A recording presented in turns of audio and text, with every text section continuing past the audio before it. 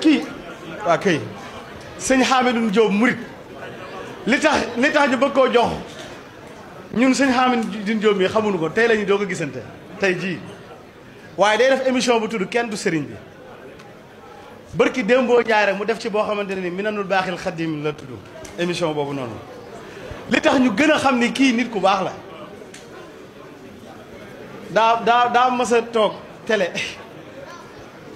daan ne Sëñ Tuubaa dafa baax Sëñ Tuubaa daa gore ñu xam ci xolam ne ku bëgg Sëñ Tuubaa la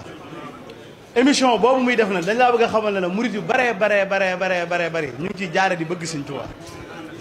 loolu nag jot na nag ñu xamal la jërëjëf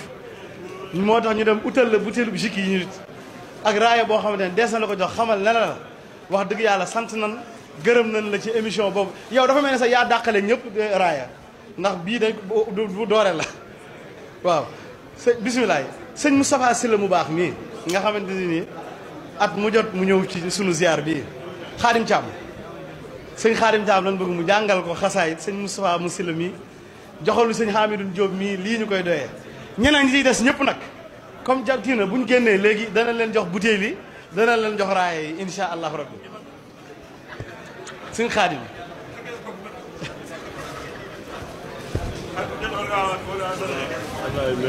magam la fi ne ñoo bokk lépp de. est-ce que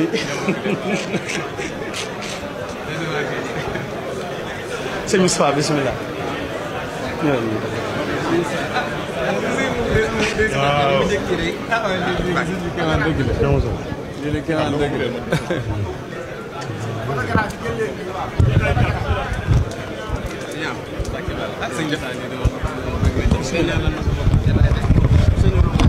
أعوذ بالله من الشيطان الرجيم بسم الله الرحمن الرحيم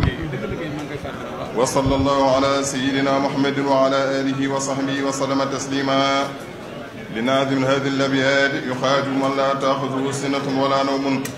وكان له وطيب له يقظة ونوم يا ذا الوجود والبقاء والخدم يا ذا المخالفة خذ من الخدم يا ذا الوجود والبقاء والخدم يا ذا المخالفة خذ من الخدم يا ذا الخيام أبدا والوحدة يا من خطابي إلي وحدا إنك ذو الخضرة والإرادة والعلم والحياة والإفادة والسمع والبصر والكلام يا ماهيا بالمنتقى آلامي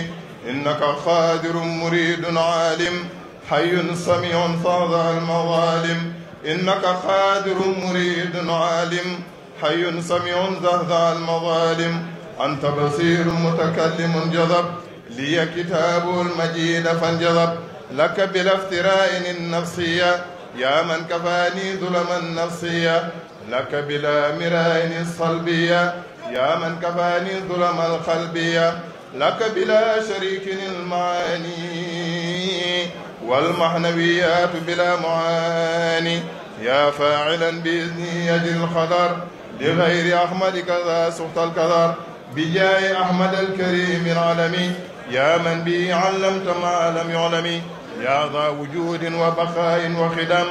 للعرس والكرسي خصي الخدم وهب له تبارك وتعالى ناظم هذه الأبيات دخوله الجنة لك يهدى المتقون بلا فتن ولا كذن ولا مكر ولا غرور ولا استدراج ولا حساب ولا إجاب قبله ولا عنده أبدا والله على ما نقول وكيل سبحان ربك رب العزة ما يصفون وسلام على المرسلين والحمد لله رب العالمين.